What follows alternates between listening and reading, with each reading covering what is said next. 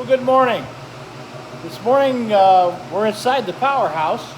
I'm going to give you a quick overlook of what we've got here. Behind us, if we get over here, maybe we get a better shot. This is the Francis turbine. It is in a spiral orientation, which basically means the water comes through like a snail. So the water's coming in this tube here, from back under there, comes through and makes a spiral around the turbine, which sits in the middle, and then discharges out that way. And see if we can show you the discharge. There's the discharge tube for that one. We're not running right now because obviously because the water is so low. This is the wicket gate ring right there. What a wicket gate is just a gate that opens and closes. The center of the ring, you can see where the bolts go in there. That is actually the turbine itself, and it spins on this shaft here, which is not turning. Okay, let's get up a little bit closer, maybe you can see it. Okay, this shaft here, this spins through the bearings. These are the wicket gate controls. This is how they operate. This big ring turns and opens and closes all of it at one time. Goes through this bearing. This is just a thruster bearing. It's filled with oil. Turns this coupler here, which turns this gearbox. And over this way a little bit. That gearbox, for size reference, that's my hand, so you can see how big that gearbox is. That gearbox then takes the force of the water, which is then transferred into a higher speed on the other side, which then turns this. This is the generator itself. This one here is a 275 kilowatt transformer. It's not a huge one, but it's the big one that we have.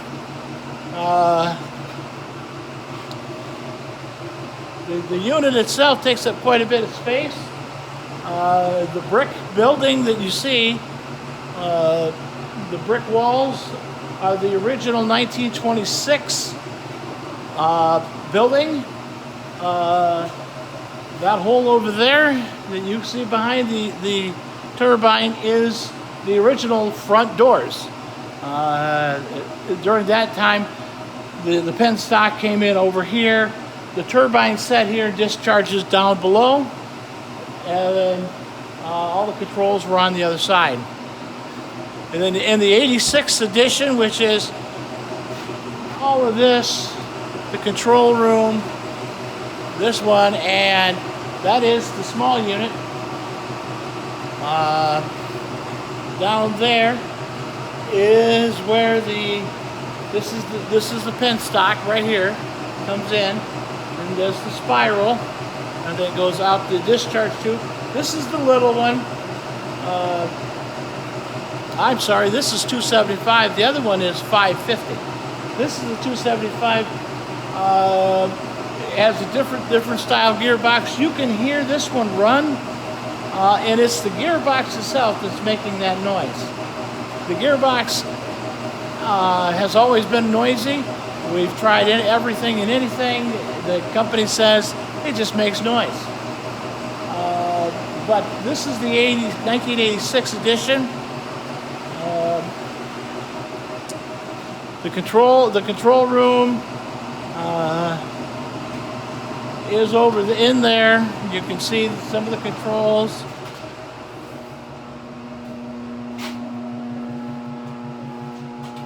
Right now we're not running anything, so there's nothing to show. We're back outside. We're gonna go back here. I'll show you the discharge tubes again.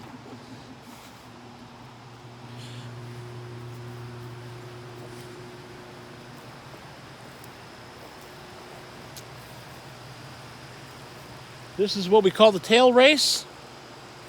As you can see, there's two tubes coming down into the river. You can see we have water running through them. I opened the head gates back up yesterday, as you probably watched that video. If you didn't, go back and watch that video. That's quite interesting.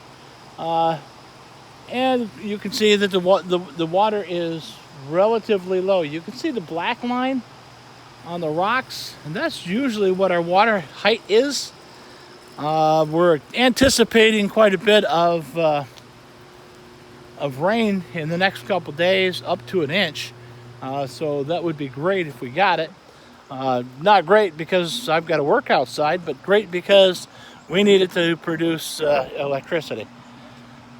So, kind of a short one today. Don't know what else to tell you. The chickens are out. Everybody's happy.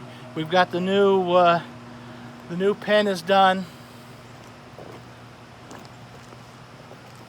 There's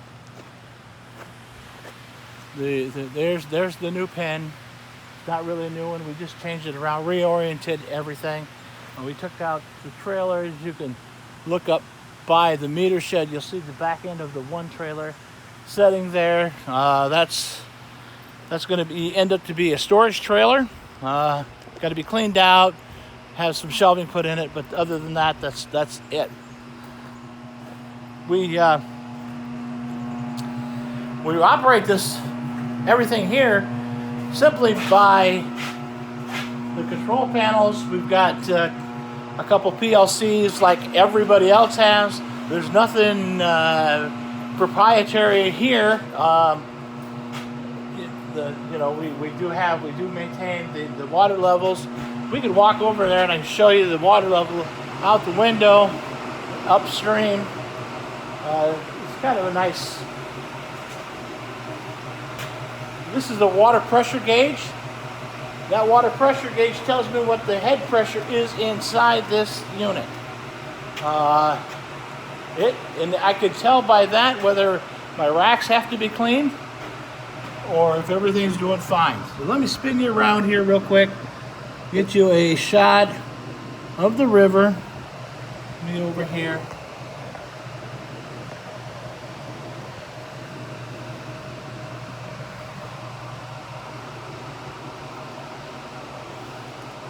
The building was really built in the river when it was built. This foundation edge here protrudes into the river. You would never get away with building that today, but they did back in 1926 because people just were more interested in energy than anything else. This is the penstock coming through the wall right there.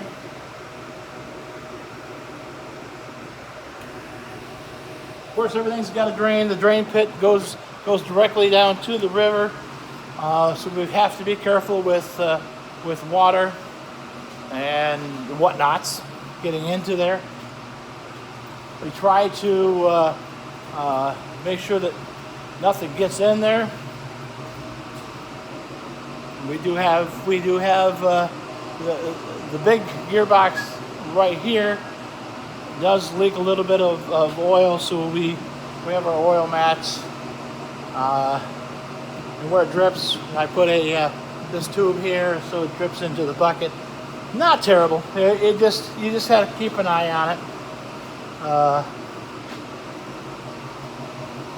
This cylinder here is what opens and closes the gates, the wickets inside, sends the water down through. So that's pretty much it. What I do every day is when I come in, I check the temperatures of the units. I make sure everything's greased. I take readings on the meter. I take readings on the outputs, the voltage, the amperage going in to and from. I make sure that everything's just maintained the way it's supposed to be.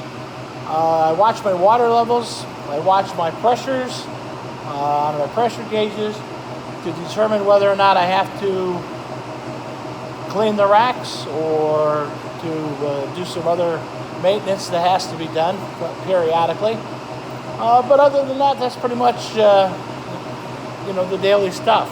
The biggest thing we have to do is maintain the units, keep them greased, keep them turning, watch your water levels. This building has only one heater. It is up there. That's the only heater inside the building because in the wintertime these units are running. The water level is a little bit higher. When the pond freezes over, the water's flowing underneath, things get cleaner, so we don't have to clean the racks as often. But I can turn this unit on, and this unit combined with the small unit will get the building about at 80 degrees and maintain that. So it's a very warm spot. It's very nice to get into and be in the wintertime. Especially when you come outside, it's 26 degrees below zero. You walk in here and it's nice and toasty warm. Of course, this is the most important piece of equipment in the Powerhouse. It is the coffee maker. That, my friends, is the most important thing we can do. All right. Other than that, there's the eggs that are in the incubator. They're going. They should be done and hatching Labor Day actually. So we'll see what happens there. There's just over a dozen eggs in there, and we should get about 80%. So that should hatch somewhere in the neighborhood of 8 to 9 birds. So that'll be good. I haven't candled them yet. I'll do that later this week. And anything that that doesn't candle out or doesn't show anything growing in there, then we'll discard those. They'll end up in the middle of the compost pile. This is my yard bird chicken plucker right here. These are fingers. They'll clean the bird. All right. Well, that's enough for today. We will talk to you later. If something important or something exciting is happening, I'll take a video and keep you included. All right. Well, you guys have a great day, and keep watching. Like and subscribe. Tell your friends. Send links to people. Let's build the channel. Not that I'm looking for a huge channel, but every one helps. So, all right. Well, you guys have a good day.